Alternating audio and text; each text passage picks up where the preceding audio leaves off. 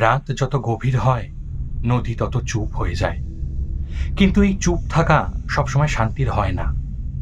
কিছু কিছু নদী আছে যারা শুধু জল বয়ে নিয়ে যায় না, বয়ে নিয়ে যায় মানুষের গল্প, ভয় আর হারিয়ে যাওয়া কণ্ঠস্বর। লোকে বলে এই চরের বালির নিচে শুধু মাটি নেই, আছে চাপা পড়ে থাকা অনেক অসমাপ্ত মৃত্যু। গভীর রাতে এখানে দাঁড়ালে তুমি শুনতে পাবে ফিস ফিস করে কেউ তোমার নাম ধরে ডাকছে। প্রথমে মনে হবে ওটা হাওয়া, তারপর বুঝবে ওটা হাওয়া নয়, ওটা অপেক্ষা। কারণ এই নদী কাউকে ভুলে যায় না, আর একবার যদি সে তোমার নাম ধরে ডেকেছে তাহলে ফিরে যাওয়ার পথ আর থাকে না। আজ রাতেও কেউ একজন শুনতে চলেছে সেই ডাক। নমস্কার, আমি সুরজিৎ।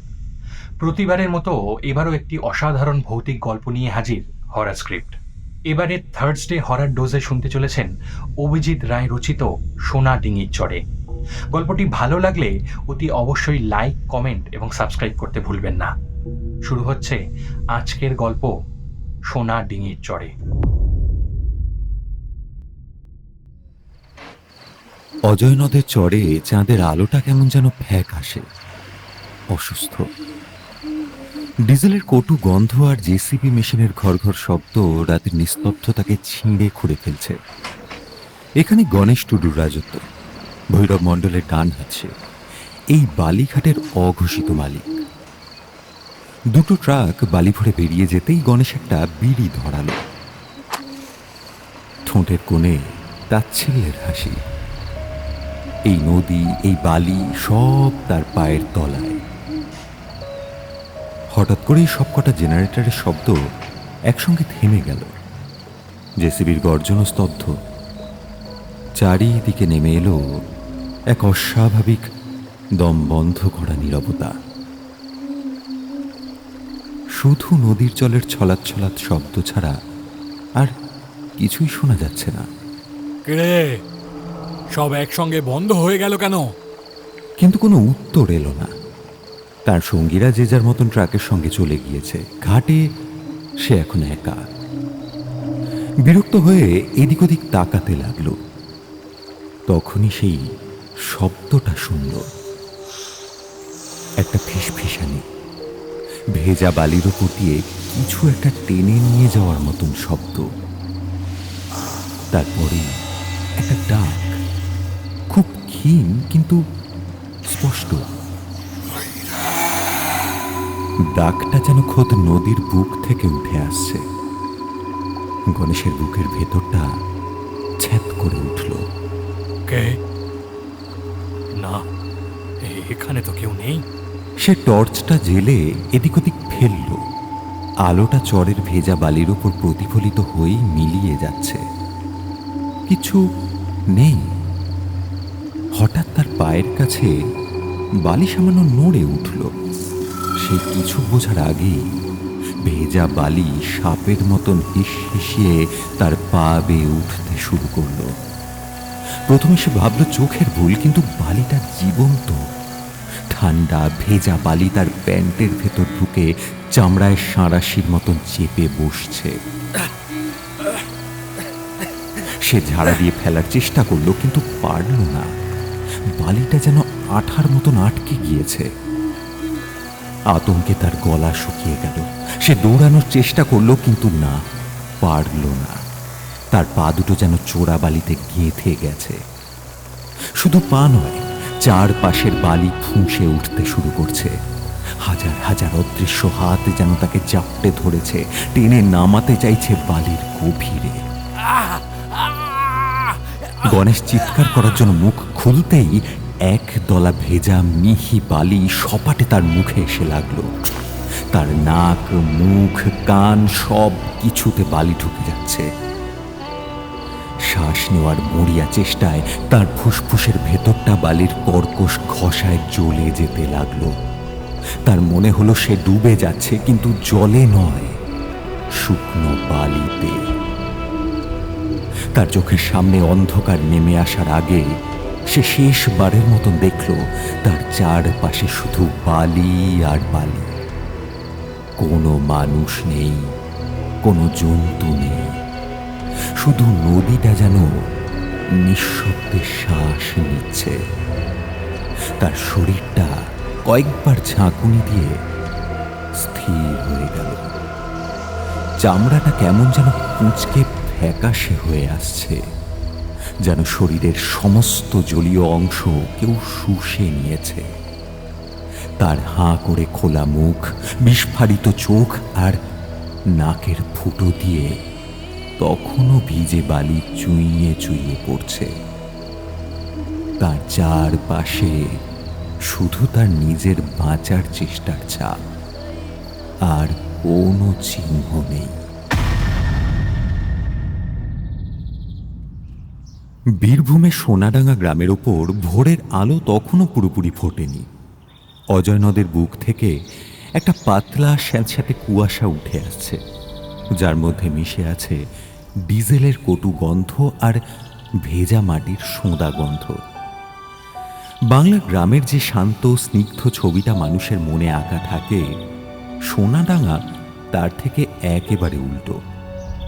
নদীর পাড় জুড়ে যেন এক দল রাক্ষস তাণ্ডব করে গেছে। জায়গায় জায়গায় জেসিবি মেশিনের গভীর আঁচড়ের দাগ, যেন পৃথিবীর চামড়া খুবলে নেওয়া হয়েছে। হরেন মাঝি গ্রামের এক সাধারণ জেলে, কাঁধের ওপর জালটা ফেলে নদীর দিকে এগোচ্ছিল। নদীর চরে যেখানে বালি তোলার পর বিশাল বিশাল গর্ত তৈরি হয়েছে, তারই একটা ধারে সে গণেশ টুডুর দেহটা পড়ে থাকতে দেখল। কাছে যেতেই তার শিরদাঁড়া দিয়ে একটা হিমেল স্রোত বয়ে গেল। হরেনার এক মুহূর্ত দাঁড়ালো না, গ্রামের দিকে দৌড় লাগালো সে। তার মুখ থেকে শুধু অস্ফুট আর্তনাদ বেরোচ্ছে।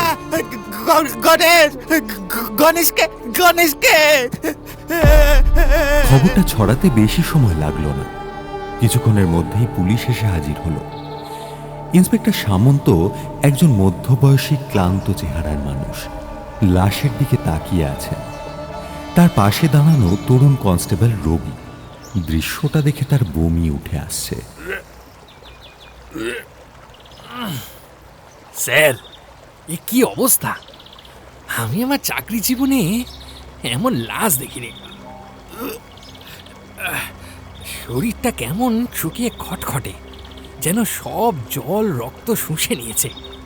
চামড়ায় ভাঁজ পড়ে গেছে, আর আর মুখটা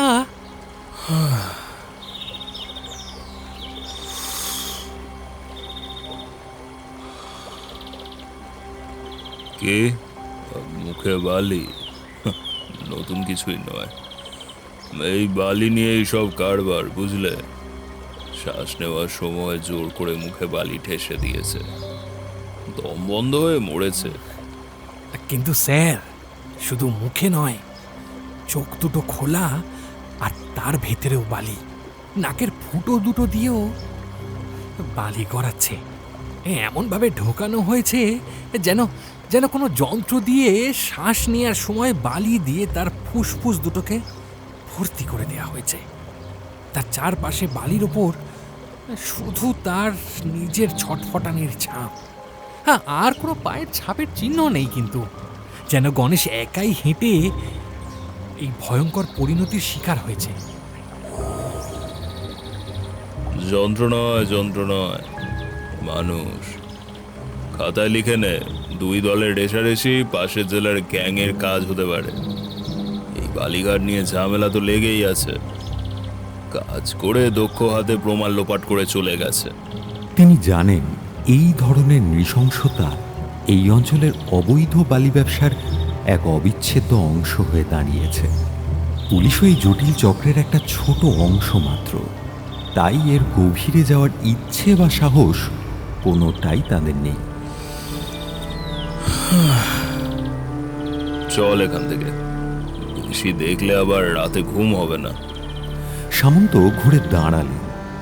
তার মুখ দেখে মনে হলো তিনি যেন এই ঘটনার জন্য প্রস্তুতি ছিলেন।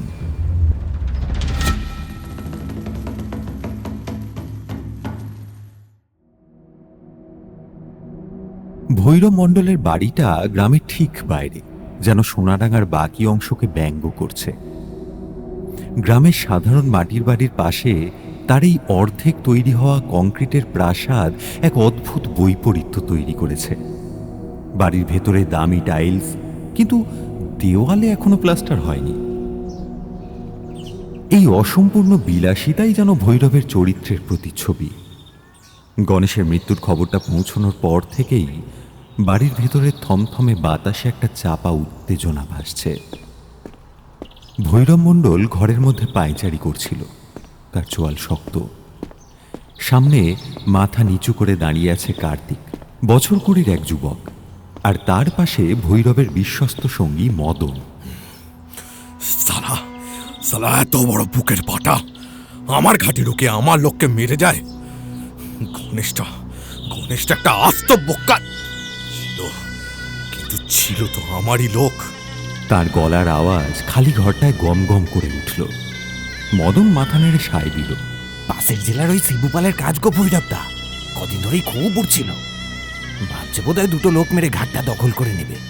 ভৈরব কার্তিকের দিকে ঘুরে দাঁড়ালো, তার চোখে সন্দেহী দৃষ্টি। কিরে তুই তো শেষ ট্রিপ নিয়ে বেরিয়েছিলিস, কিছু দেখিসনি? কাউকে সন্দেহজনকভাবে ঘোরাঘুরি করতে দেখেছিলি? না মালিক, আমি যখন ট্রাক নিয়ে বেরিয়েছি তখন গণেশদা ঘাটে একাই ছিল। জেনারেটর চলছিল, কাজ হচ্ছিল। আমি আর কিছুই। এই থাম থাম, তোদের মতো অপদার্থদের দিয়ে কিচ্ছু হবে না, শুধু কিলতে পারিস। কাজের বেলায় সালা লবডঙ্কা। বিরক্ত হয়ে ভৈরব পকেট থেকে ফোন বের করল। ফোনের ওপারে থাকা ব্যক্তিকে সে প্রায় ধমকে সুরেই বলল, দাদা নাকি? আপনার এলাকায় আমার লোক খুন হচ্ছে আর আপনি কানে তুলো দিয়ে বসে আছেন। পুলিশ কি করছিল? ঘুমোচ্ছিল? ওপাশ থেকে কিছু একটা উত্তর এলো। ভৈরবের মুখের পেশি আরো শক্ত হলো। দেখুন, আমি অত শত বুঝি না, কেসটা যেন তাড়াতাড়ি হ্যান্ডেল করা হয়। খাতায় কলমে শিবু পালের দলের নাম তুলে দিন, দুটোকে ধরে চালান করে দিন। মানুষও শান্ত হবে, আমারও সম্মান বাঁচবে। নইলে কিন্তু সামনের মাস থেকে আপনাদের পাঠানো মাসোহারা আমার ঘাট থেকে আর বেরোবে না। ঘট! ফোনটা সশব্দে কেটে দিয়ে ভৈরব সেটা সোফায় ছুঁড়ে ফেলল। তারপর কার্তিকের দিকে ফিরল। তার চোখের রাগটা এবার একটা বরফ শীতল স্থিরতায় পরিণত হয়েছে। শোন, একটা লোক মরেছে বলে আমার কাজ কিন্তু বন্ধ থাকবে না। আজ রাতে তোকে ডবল টিপ মারতে হবে। মাল সময় মতো না পৌঁছলে গণেশের মতো তোরও দশা হতে পারে। যা, গাড়ি তৈরি কর। কার্তিক শুধু মাথা নাড়ল, তার মুখ দিয়ে একটা শব্দ বেরোল না। ভৈরবের ঘর থেকে বেরিয়ে এসে কার্তিক মুহূর্তের জন্য থামল। ভৈরবের কর্কশ আদেশটা তখনও তার কানে বাজছে। মাল সময় মতো না পৌঁছলে গণেশের মতো তোরও দশা হবে। একবার ঘাড় ঘুরিয়ে কংক্রিটের কঙ্কালের মতন দাঁড়িয়ে থাকা বাড়িটার দিকে তাকালো। এই অসম্পূর্ণ বিলাসিতার দিকে তাকিয়ে তার নিজের হারিয়ে যাওয়া বাড়ির কথা মনে পড়ে গেল। চোখের সামনে ভেসে উঠল বছর 3 আগের একটা বর্ষাকালের বিকেল।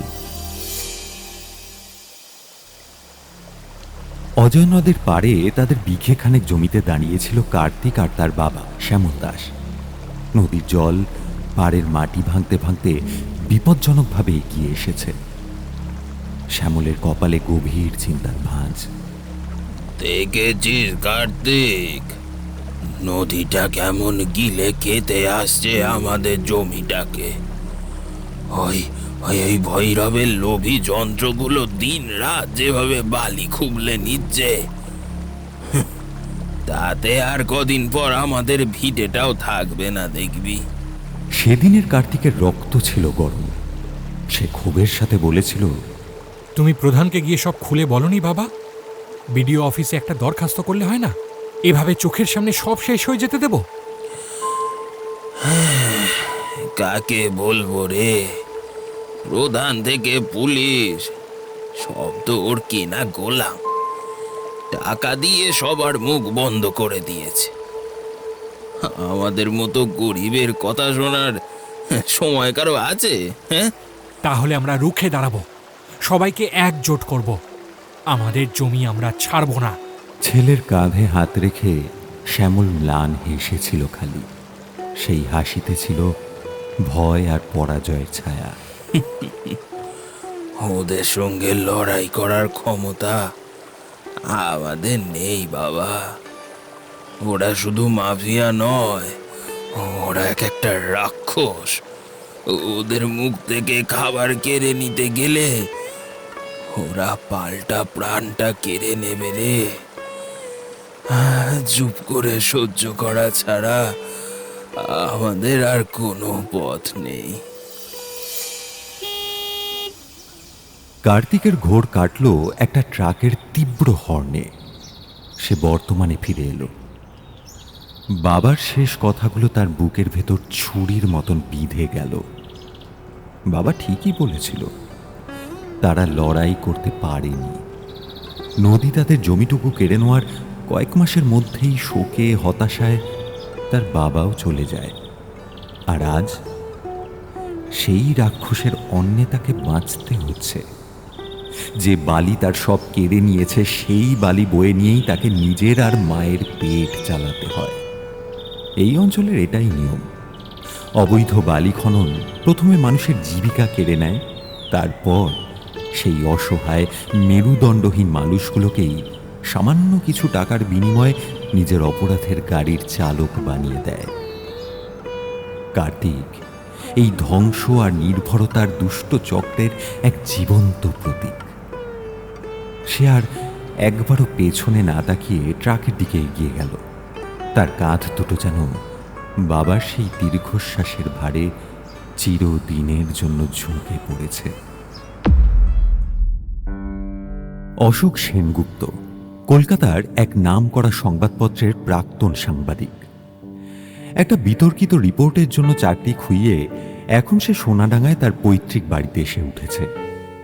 তবে সে চুপ করে বসে নেই। এই অঞ্চলের বালি মাফিয়াদের নিয়ে সে নিঃশব্দে অনুসন্ধান চালাচ্ছে। আজ সকালে সে এসেছে রিনার বাড়িতে। বছর 25-এর রিনার স্বামী সমর বছরখানেক আগে নিখোঁজ হয়ে যায়। সমর গ্রামের একজন সমাজকর্মী ছিল, যে এই অবৈধ বালি খননের বিরুদ্ধে গ্রামবাসীদের একজোট করার চেষ্টা করছিল। রিনার মাটির বাড়িটা ছোট কিন্তু নিকোনো, পরিচ্ছন্ন। অশোক উঠোনে একটা মোড়ায় বসে রিনাকে প্রশ্ন করছিল। সমর যখন এইসব নিয়ে লেখালেখি শুরু করে তখন কি ওকে কেউ হুমকি দিয়েছিল? হুমকি? হ্যাঁ, রোজ আসতো। এলাকার কিছু গুন্ডা তো ছিলই, এমনকি পঞ্চায়েত অফিস থেকে ওকে চুপ করে যেতে বলা হয়েছিল। একবার তো থানায়ও গিয়েছিল, যখন একটা ওভারলোডেড ট্রাক গ্রামের একটা বাচ্চার উপর দিয়ে প্রায় চলে যাচ্ছিল। কিন্তু পুলিশ ওর অভিযোগ নেয়নি, বলেছিল এসব নাকি রাজনৈতিক ব্যাপার। তারপর একদিন ওকে খুব মারধর করা হলো, কিন্তু ও থামেনি। ও বলতো ওরা যেভাবে নদীর বুক থেকে বালি তুলছে তাতে নদীটা একটা মরণ ফাঁদ হয়ে উঠেছে। এই দেখুন না, গত 5 বছরে দুর্গাপুর ব্যারেজের কাছে কতগুলো ছেলে ডুবে মরেছে, সবই ওই বালি তোলার গর্তে। ওকে শেষবার কবে দেখেছিলেন? সেদিন সন্ধ্যায়ও বেরিয়েছিল, বলেছিল একজন নাকি ওকে সাহায্য করতে চায়, কিছু তথ্য দেবে। সেই যে গেল, আর ফিরল না। পুলিশ খাতায় লিখে দিল অ্যাক্সিডেন্ট, মাতাল অবস্থায় নাকি নদীতে ডুবে গেছে। অশোকের চোখ দুটো তীক্ষ্ণ হয়ে উঠল। সে জানে এই ধরনের দুর্ঘটনা মাফিয়াদের বিরোধীদের সরিয়ে দেওয়ার পরিচিত কৌশল। কথার শেষে রিনা একটা অদ্ভুত কথা বলল। গ্রামের লোক তো ভয় মুখ খোলে না। ওরা বলে সমরকে কেউ মারেনি, ওকে নাকি নদী নিজেই টেনে নিয়েছে। এই কথাটা অশোকের মনে খচ করে লাগলো। সে জানে অপরাধ ঢাকার জন্য কুসংস্কারের ব্যবহার নতুন নয়। রিনার বাড়ি থেকে বেরিয়ে অশোকের সাথে দেখা হলো মালতীদির। বয়স্ক মহিলা। এককালে নদীর ধারে তার বিঘার পর বিঘা জমি ছিল, এখন সবটাই নদী গর্ভে। ভাঙনের ফলে সর্বশান্ত হয়ে তিনি এখন কাঁথা সেলাই করে দিন চালান, যেমনটা গ্রামের আরও অনেক ভূমিহীন পরিবার করে। মালতীদি তার ভাঙা বাড়ির দাওয়ায় বসে কাঁথায় ফুল তুলছিলেন। তার মুখে হাজারো বলিরেখা, যেন সোনাডাঙ্গার মানচিত্র আঁকা। আরে অশোক, যে কতদিন পর দেখলাম রে তোকে। অশোক ভনিতা না করে গণেশ টুডুর মৃত্যুর কথা তুলতেই মালতীদি সেলাই থেকে মুখ না তুলেই ফিসফিস করে বললেন, জল প্রেতের আক্রোশ। মানে? মালতীদি এবারে মুখ তুললেন। তার চোখ দুটো যেন দুটো গভীর কুয়ো। বাপ ঠাকুরদার মুখে শুনেছি, এই নদীর বুকে যখন খুব অত্যাচার হয় জল প্রেত প্রতিশোধ নেয়। এসব কি বলছেন আপনি? ঠিকই বলছি। গণেশের মুখে বালি দেখেছিস তো? ওটা মানুষের কাজ নয়, ওটা জল প্রেতের কাজ। তোমরা নিশুতি রাতে নিশি ডাকের কথা শুনেছ? যে চেনা মানুষের গলায় ডেকে মানুষকে বিপথে নিয়ে যায়, এও তেমনই। কিন্তু জল প্রেত কখনোই চেনা মানুষের গলায় আবার কখনো নাম ধরে ডাকে, আর তার ডাককে উপেক্ষা করা ও কোনো মানুষের কম্য নয়। মালতীদির কথাগুলো অশোকের যুক্তিবাদী মনকে নাড়া দিয়ে গেল। সে বুঝতে পারছিল এই গ্রামে ভয় আর অসহায়তা এমন এক পর্যায়ে পৌঁছেছে যেখানে মানুষ বাস্তব আর কিংবদন্তির মধ্যে তফাৎ করতে পারছে না, অথবা হয়তো তারা এমন এক বাস্তবকে ব্যাখ্যা করার জন্য কিংবদন্তির আশ্রয় নিচ্ছে যা ভাষায় প্রকাশ করার মতো নয়। এই লোকগাথাগুলো শুধু গল্প নয়, এগুলো হলো এক ধরনের প্রতিরোধ। যখন শাসকের বিরুদ্ধে মুখ খোলার উপায় থাকে না, তখন মানুষ প্রকৃতির মধ্যে, অলৌকিকের মধ্যে নিজের প্রতিবাদের ভাষা খুঁজে নেয়। গণেশের মৃত্যু কোনো সাধারণ অপরাধ নয়, গ্রামবাসীদের চোখে এটা প্রকৃতির বিচার। এই উপলব্ধিটা অশোককে এক নতুন দিশা দেখালো। সে বুঝতে পারল এই গল্পের গভীরে যেতে হলে তাকে শুধু তথ্য নয়, বিশ্বাস আর অবিশ্বাসের মাঝের ধূসর পথটাকেও চিনতে হবে। গণেশের মৃত্যুর পর কয়েকটা দিন কেটে গেছে। সোনাডাঙ্গা গ্রামের ওপর ভৈরবের আতঙ্ক আর পুলিশের নিষ্ক্রিয়তা এক ভারী চাদরের মতন চেপে বসেছে। সবাই জানে এই খুনের কোনো কিনারা হবে না, কিন্তু একজন ছিল যে এই সহজ সমীকরণটা মানতে পারছিল না। অশোক। গণেশের মৃত্যুর ধরন, বিশেষ করে বালির সেই ভয়ঙ্কর উপস্থিতি তার মনে খটকা তৈরি করেছিল। পুলিশের দেওয়া দুই গ্যাংয়ের রেষারেষির তত্ত্বটা তার কাছে একটা দুর্বল চিত্রনাট্য ছাড়া আর কিছুই মনে হয়নি। সে বুঝতে পারছিল সত্যিটা অন্য কোথাও লুকিয়ে আছে। দিন দুপুরে অশোক আবার রিনার দরজায় গিয়ে দাঁড়ালো। দরমার বেড়া, টিনের চালার এক চিলতে ঘর। উঠোনে বসে রিনা উদাস চোখে ছেঁড়া কাঁথা সেলাই করছিল। তার পরনে সাদা ধানের শাড়ি, শোকের চিহ্ন তখনও স্পষ্ট। অশোক ইতস্তত করে ডাকল, রীনা দেবী। রিনা মুখ না তুলেই বলল, আপনি আবার কেন এসেছেন? আমাদের মরাটাকে নিয়ে আর টানা হেঁচড়া করবেন না। উঠোনের এক কোণে রাখা একটা মোড়ায় বসল। আমি টানাটানি করতে আসিনি, আমি শুধু বুঝতে এসেছি। আচ্ছা, আপনার স্বামী মারা যাওয়ার আগের কয়েকটা দিন কেমন ছিলেন? কোনো কিছু নিয়ে চিন্তিত বা ভয় ভয় পেতেন কি? রিনার সেলাই করা থেমে গেল। সে অশোকের দিকে তাকালো। এই প্রথমবার তার চোখে দেখা গেল সন্দেহ, ভয় আর হয়তো সামান্য কৌতূহল। আমি জানি ভৈরব মণ্ডলের বিরুদ্ধে মুখ খোলাটা কতটা বিপজ্জনক। আমি শুধু জানতে চাই আপনার স্বামী কি এমন কিছু জানতেন বা করতে যাচ্ছিলেন যার জন্য তাকে এভাবে মরতে হলো? রিনার ঠোঁট কাঁপছিল। সে চারপাশে একবার ভীত চোখে দেখে নিল, যেন দেওয়ালেরও কান আছে। তারপর অশোকের সৎ এবং স্থির চোখের দিকে তাকিয়ে তার ভেতরের চেপে রাখা বাঁধটা যেন ভেঙে গেল। সেলাইটা পাশে নামিয়ে রেখে সে ফিসফিস করে বলল, আগে ওকে সবাই ভৈরবের পোষা কুকুর বলে জানতো, কিন্তু শেষ কয়েক মাস ধরে মানুষটা আর আগের মতো ছিল না, বদলে গিয়েছিল। এইটুকু বলতেই তার গলা ধরে এলো। সে আঁচলে চোখ মুছল। কয়েক মুহূর্তের নীরবতার পর রিনা একটা দীর্ঘশ্বাস ফেলে তার স্বামীর শেষ কয়েক মাসের কথা বলতে শুরু করলো। ও প্রথমে ভেবেছিল আইন দিয়েই ওদের হারানো যাবে। প্রতিদিন সকালে ও নদীর ধারে চলে যেত, দেখতো কতগুলো ট্রাক বালি নিয়ে যাচ্ছে। ও হিসেব রাখত। অনেক ট্রাকেরই পারমিট ছিল 300 কিউবিক ফুটের, কিন্তু মাল দিয়ে যেত 800 কিউবিক ফুটেরও বেশি। ও সব ছবি তুলে রাখত। একদিন একটা ট্রাককে আটকেও ছিল। ড্রাইভারকে বলেছিল মাল কমিয়ে নিতে, না হলে গাড়ি সিজ করাবে। তারপর কি হলো জানেন? আধ ঘন্টার মধ্যে ভৈরবের দল বলে সে ওকে এমন মারলো যে 10 দিন বিছানা থেকে উঠতে পারেনি। অশোকের কলম চলছিল। পুলিশকে জানাননি? জানিয়েছিলাম। পুলিশ এসে উল্টে ওকেই শাসিয়ে গেল। বলল সরকারি কাজে বাধা দিলে জেলে পুরে দেবে। সমর বলতো ওরা শুধু বালি তুলছে না, নদীটাকে খুন করছে। নদীর গতিপথ বদলে যাচ্ছে। ইলাম বাজারের দিকে যে পুরনো ব্রিজটা আছে, ও বলতো এভাবে চলতে থাকলে একদিন এই ব্রিজটাও ধসে পড়বে, কারণ নদীর তলার বালি সরে গেলে ব্রিজের ভিত দুর্বল হয়ে যায়।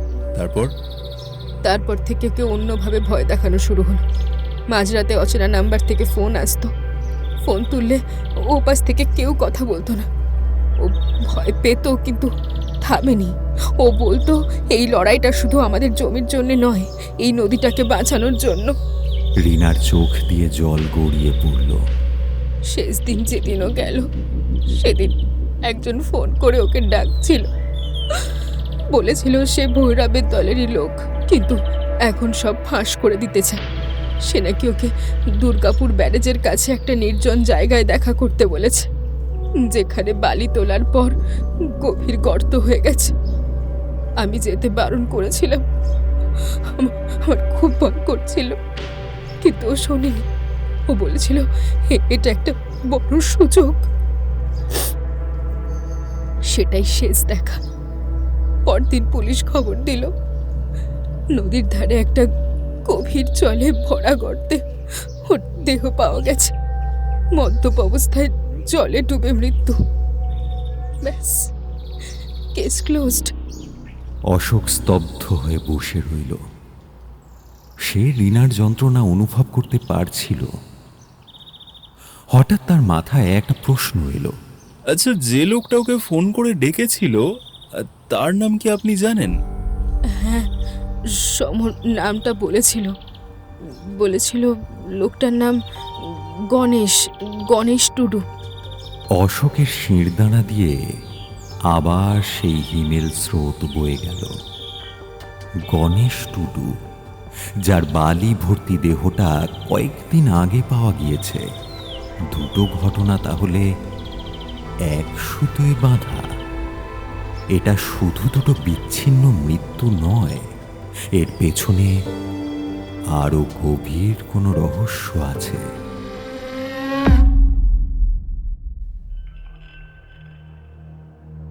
ভৈরবের সাম্রাজ্যে ভাঙন ধরতে শুরু করেছিল, তবে বাইরে থেকে নয়, ভেতর থেকে। তার লোকেরা ভয় পেতে শুরু করেছিল। প্রথম ঘটনাটা ঘটল একটা জেসিবি মেশিনের সাথে। ভর দুপুরে ঘাটে বালি তোলার সময় হঠাৎ করে মেশিনটা বন্ধ হয়ে গেল। ড্রাইভার অনেক চেষ্টা করেও স্টার্ট করতে পারল না। পরে মেকানিক এসে দেখল ইঞ্জিনের ভেতর ঘোলাটে পলি মেশানো জলে ভর্তি। কিভাবে এটা সম্ভব কেউ বুঝতে পারল না।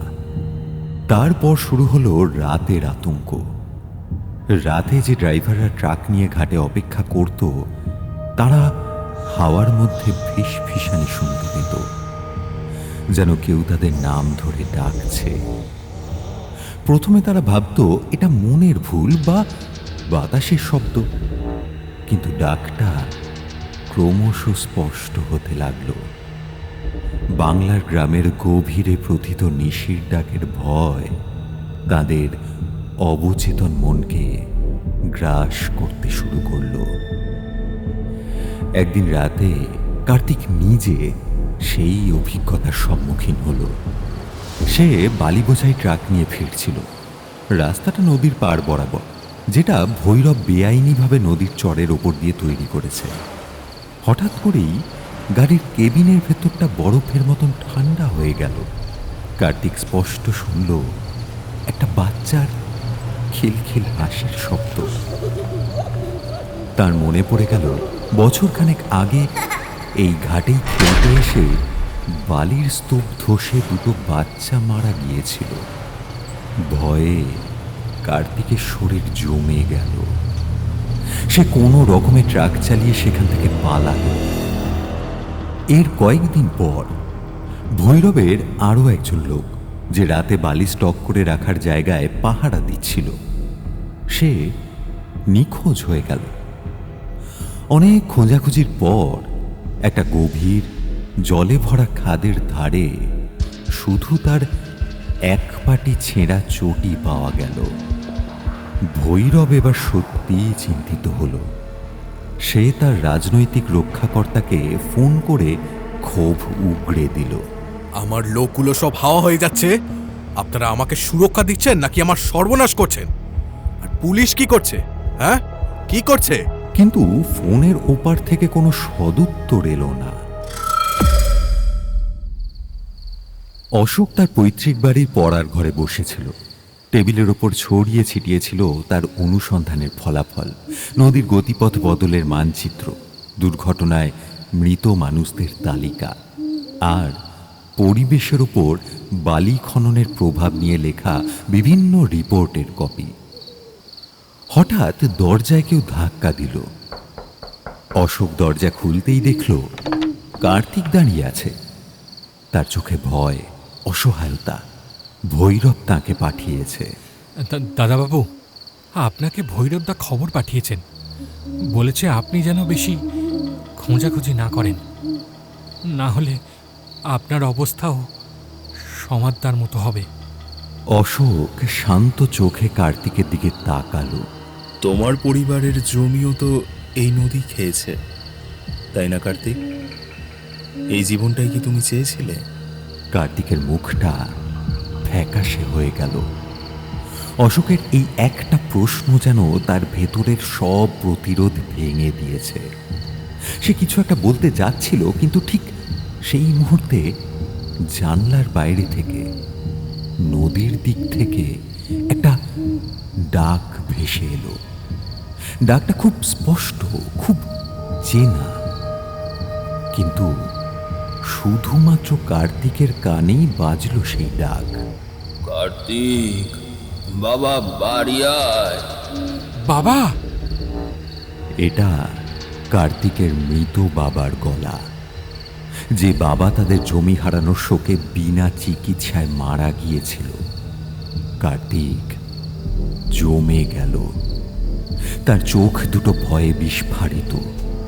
সে কোনো কথা না বলে ঘুরে দৌড় দিল নদীর দিকে। এই এই কার্তিক, আরে কি হলো? কার্তিক যেন অশোকের ডাক শুনতেই পেল না। ঊর্ধ্বশ্বাসে দৌড় লাগাল। অশোক কার্তিকের এমন অদ্ভুত আচরণে একটু অবাকই হল। সে জানলার কাছে গিয়ে দাঁড়ালো। তার চোখে মুখে স্পষ্ট বিভ্রান্তি। বাইরে অন্ধকার, শুধু নদীর জলের উপর চাঁদের আলো পড়ে চিকচিক করছে। সে নিজের মনেই বলল, এই লড়াইটা সত্যি কি আর শুধু মানুষে মানুষে নেই? এই লড়াইয়ে তৃতীয় কোনো পক্ষ যোগ দিয়েছে, এমন এক পক্ষ যে মাফিয়াদের সবচেয়ে বড় অস্ত্র ভয়, সেটাকে তাদের বিরুদ্ধেই ব্যবহার করছে। এই অলৌকিক শক্তি তাদের অতীত, তাদের অপরাধ বোধ, তাদের স্মৃতি, সমস্ত কিছুকে কাজে লাগিয়ে একটা চরম মানসিক চাপ তৈরি করছে।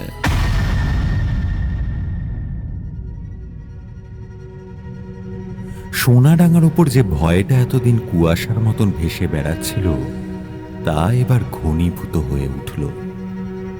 আতঙ্কটা আরো বীভৎস, আরো ব্যক্তিগত হয়ে উঠল। ঘাটের একজন রাতের পাহারাদারকে তার ডিউটির সময় মৃত অবস্থায় পাওয়া গেল, কিন্তু তার মৃত্যুটা ছিল আগেরগুলোর থেকেও অদ্ভুত। তার শরীরে কোনো আঘাতের চিহ্ন ছিল না।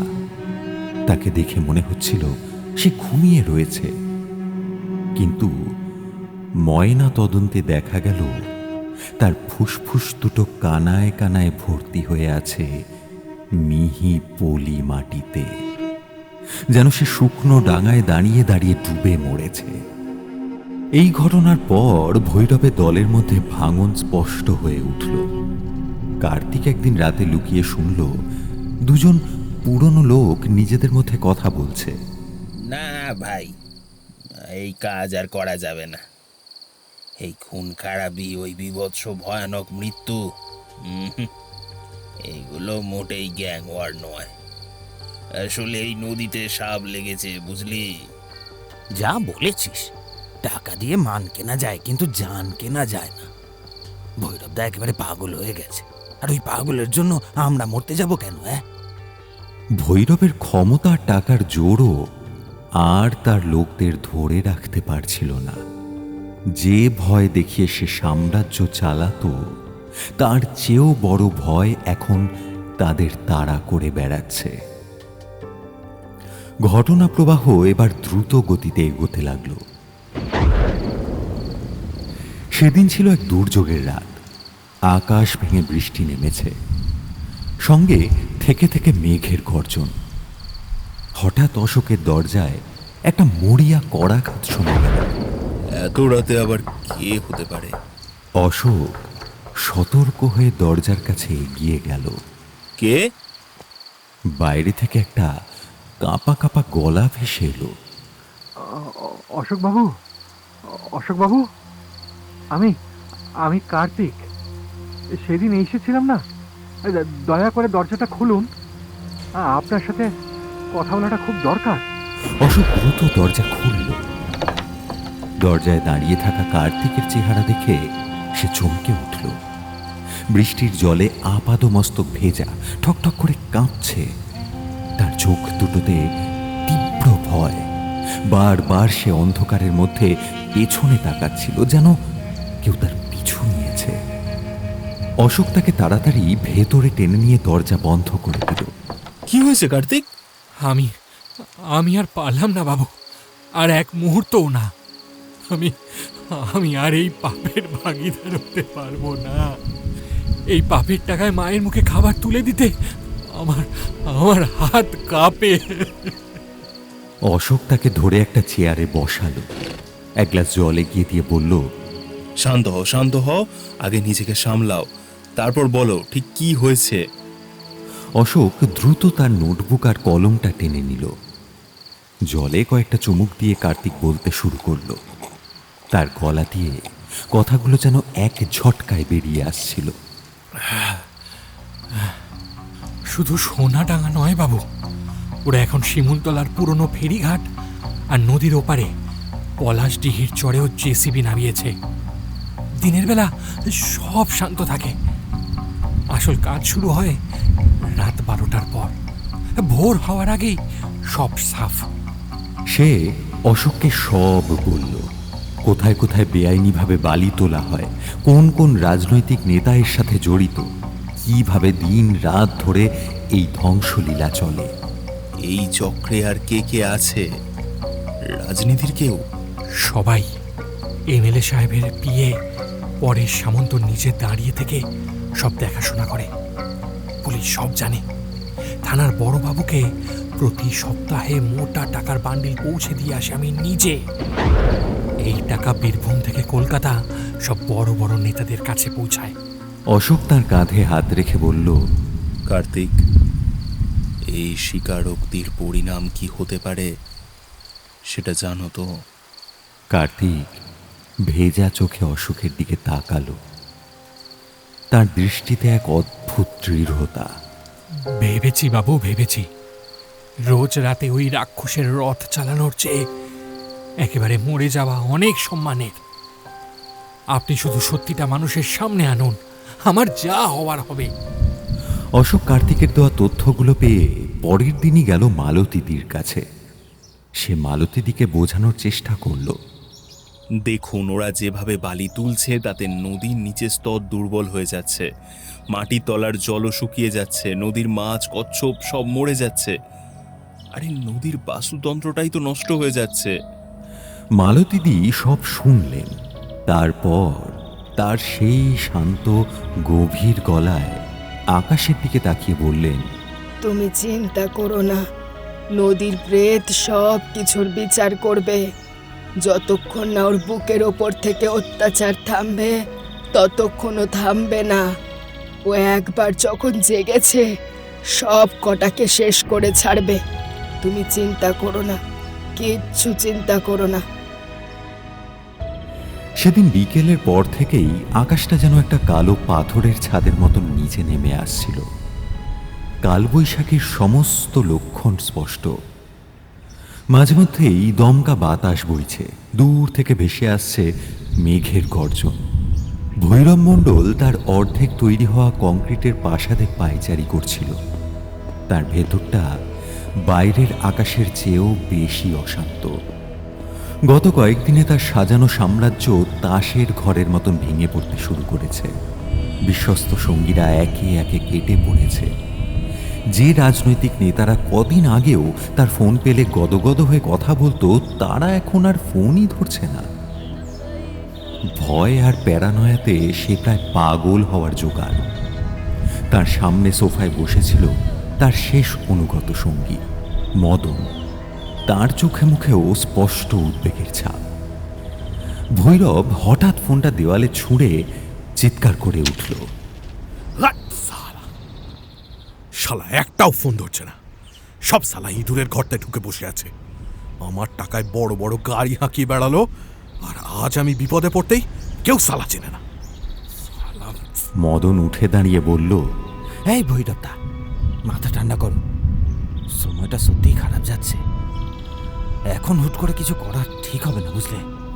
ভৈরব তাঁর দিকে ঘুরে দাঁড়ালো। চোখ দুটো তার রক্ত জবার মতন লাল। মাথা ঠান্ডা করবো? কি বলছিস তুই? আমার ঘাটপন্ত, আমার রাজত্বে আমার বিরুদ্ধে লোক খেপে উঠেছে, আর তুই আমাকে জ্ঞান দিচ্ছিস? হ্যাঁ, সব কিছুর গোড়ায় কারা জানিস?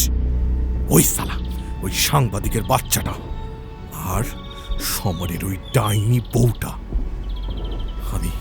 আমি প্রথম দিনেই বুঝেছিলাম ওই সালা মাগির চোখের জল ছিল না, ছিল আগুন। ওই দুজন মিলে আমার বিরুদ্ধে ষড়যন্ত্র করেছে। গ্রামের সাধারণ লোকগুলোকে টাকা দিয়ে ভয় দেখিয়ে আমার বিরুদ্ধে উস্কে দিয়েছে। নইলে এতগুলো লোকের বুকের পাটা হয় আমার দিকে আঙুল তোলার? কিন্তু দাদা, ওরা শুধু দুজন। ওরা কি এমন করতে পারে? আরে ওরাই তো সাপের মাথা। সাপকে বাড়তে দিতে নেই, ফোনা তোলার আগেই পিষে মারতে হয়। আর অপেক্ষা করা যাবে না, আর এক মুহূর্ত অপেক্ষা করা যাবে না। যা করার আজকে রাতেই করতে হবে। সে আলমারি থেকে একটা দেশি পিস্তল বের করে কোমরে গুঁজল। মদনের দিকে তাকিয়ে বলল, এই গাড়ি বের কর। আজকেই সালা, আজকেই ওই দুটোকে তুলে আনবো। মানে এখনই দাদা? আসলে ঝড় আসছে, এর মধ্যে পুলিশ যদি জানতে পারে। কোন পুলিশ? যে পুলিশ আমার টাকায় চলে, আমার। তারা এই ঝড় জলের রাতে থানা থেকে বেরোবে, আর কাল সকালে যখন নদীর চরে দুটো লাশ ভেসে উঠবে, সবাই ভাববে ঝড়ের মধ্যে নদীটি ডুবে মরেছে। চল চল, দেরি করিস না। ওদের ধরে এনে ঘাটেই শেষ করে দেব। যেখানে গণেশ মরেছিল ঠিক সেখানেই। দেখব নদীর বালি কার রক্ত খেতে বেশি ভালোবাসে। বাইরে তখন বিদ্যুতের ঝলকানি দেখা দিয়েছে। তার সাথে মেঘের গুরুগুরু শব্দটাও এগিয়ে এসেছে। যেন প্রকৃতিও ভৈরবের এই ভয়ঙ্কর পরিকল্পনার সঙ্গত দিচ্ছে। মদন আর এক মুহূর্ত কথা না বাড়িয়ে গাড়ি বের করতে ছুটল। ওদিকে কার্তিক ভৈরবের বাড়ির জানলাটার পাশে ঘাপটি মেরে দাঁড়িয়েছিল। কথাগুলো শুনে তার বুকটা ধড়াস ধড়াস করতে লাগলো। সে কি করবে বুঝতে পারছিল না। একদিকে ভৈরবের প্রতি ভয়, অন্যদিকে অশোক আর রিনার জন্য চিন্তা। ভয়ে ভয়ে সে ছুটল নদীর দিকে, কারণ মোটরের সঙ্গে পাল্লা দেওয়া সম্ভব নয়। মালতীদি যেন কোনো জাদু বলে তার দাওয়ায় বসে সব দেখতে পাচ্ছিলেন। তিনি আকাশের দিকে তাকিয়ে বিড়বিড় করলেন, আজ রাতেই হিসেব হবে। তারপর লাঠিতে ভর দিয়ে তিনিও ধীরে ধীরে নদীর দিকে হাঁটতে শুরু করলেন। কিছুক্ষণের মধ্যেই ভৈরব ও তার সাগরেদ সঙ্গে অশোক ও রিনা এসে হাজির হলো প্রধান বালিঘাটে। উল্টো দিকে কার্তিক ও মালতীও সেখানে এসে পৌঁছলো চুপিসারে। আর ঠিক তখনই উঠল ঝড়। চারিদিক ঘন অন্ধকারে ঢেকে গেল। শুধু থেকে থেকে বিদ্যুতের ঝলকানিতে চারপাশটা আলোকিত হয়ে উঠছে। তারপর শুরু হলো প্রবল বৃষ্টি। নদীর জল ফুঁসে উঠল।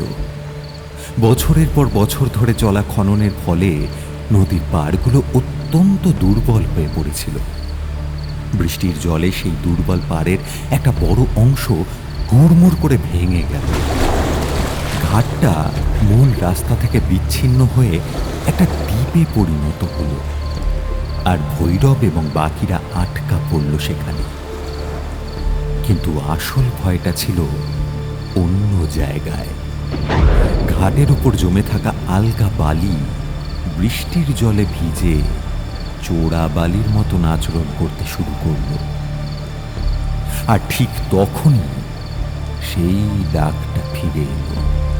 তবে এবার একজন নয়, অগণিত কণ্ঠের এক ভয়াল ঐক্যতান।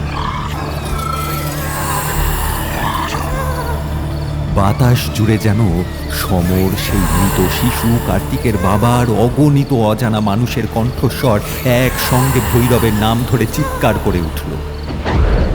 বিস্ফারিত হলো ভৈরবের মুখ। কাল বৈশাখীর তাণ্ডব তখন তার চরম পর্যায়ে পৌঁছেছে। ঝড়ের উন্মত্ত বাতাস তীক্ষ্ণ শীষের মতন শব্দ করছে। তার সঙ্গে অগণিত কণ্ঠস্বরে ক্রমাগত চিৎকার ধ্বনি যেন কানের পর্দা ফালা ফালা করে দিচ্ছে। আকাশের চিরে দেওয়া বিদ্যুতের আলোয় মুহূর্তের জন্য নদীর চরের ধ্বংসযজ্ঞ স্পষ্ট হয়ে উঠছে। কাত হয়ে পড়ে থাকা জেসিবি, বালির স্তূপ আর অজয়ের ফুঁসে ওঠা কালো জল। এই ধ্বংসলীলার মধ্যে ভৈরবের শেষ সঙ্গী মদন যে জড়সড় হয়ে দাঁড়িয়ে আছে। তার সামনে অশোক ও রিনা, দুজন অসহায় মানুষ, কিন্তু তাদের চোখে আজ কোনো ভয় নেই। এই চিৎকারের শব্দেই কিনা জানা নেই ভৈরব তার উন্মত্ততার শিখরে দাঁড়িয়ে হাসতে শুরু করল।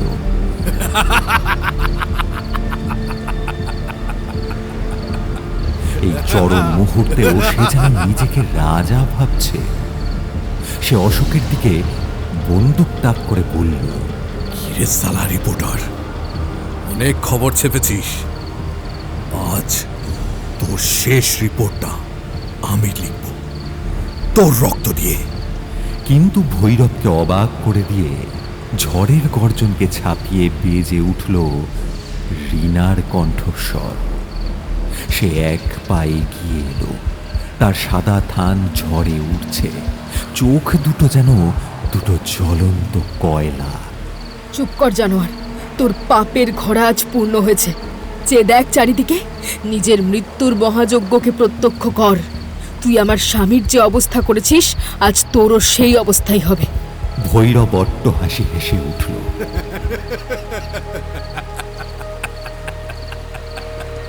সেই হাসি ঝড়ের শব্দের সাথে মিশে এক অপার্থিব পরিবেশ তৈরি করল।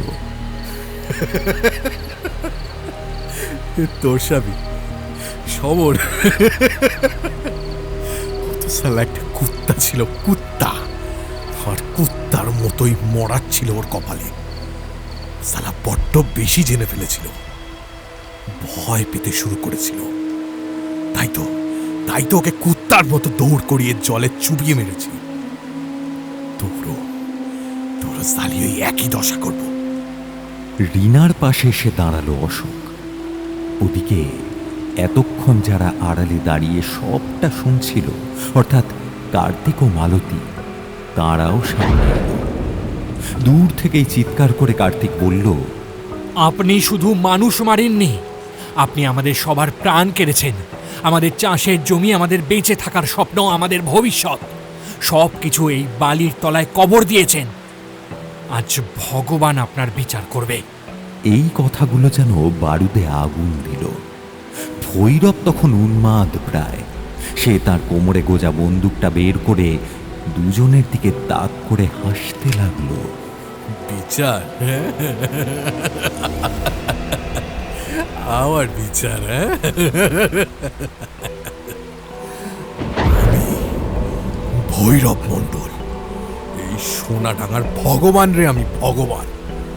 পুলিশ, মিনিস্টার, এমএলএ সব সালা আমার কিনা গোলাম, আমার পকেটে থাকে রে, পকেটে। তোরা সালা এই কটা পিঁপড়ে আমাকে শেষ করবি? আমাকে? আমি তোদের সব কটাকে নদীর গর্ভে জীবন্ত পুঁতে দেব।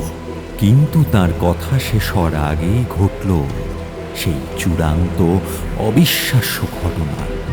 ঠিক যে মুহূর্তে ভৈরব গুলি চালানোর জন্য আঙুলটা ট্রিগারে রাখল, সেই মুহূর্তে আকাশ চিরে একটা বিশাল বিদ্যুৎ সোজাসুজি তাদের কাছাকাছি নদীর জলে আছড়ে পড়ল। তীব্র আলোয় সবার চোখ ধাঁধিয়ে গেল, আর তার সাথে ভেসে উঠল কান ফাটানো মেঘের গর্জন। চরের মাটি পর্যন্ত কেঁপে উঠল সেই শব্দে। আর সেই কম্পনের সাথেই ভৈরবের পায়ের তলার মাটি হঠাৎ করে ধসে গেল। বছরের পর বছর ধরে নদীর বুক থেকে লক্ষ লক্ষ টন বালি তুলে যে বিশাল গহ্বরার শূন্যতা তৈরি করা হয়েছিল, আজ সেই চোরাবালি যেন তার ক্ষুধার্ত মুখ খুলে দিল। বালি, পলি আর জলের এক ভয়ঙ্কর ঘূর্ণি নিমেষের মধ্যে ভৈরবকে হাঁটু পর্যন্ত গ্রাস করে ফেলল। ভৈরবের গলা থেকে উদ্ধত্তের হাসিটা একটা তীব্র আতঙ্কের চিৎকারে পরিণত হল।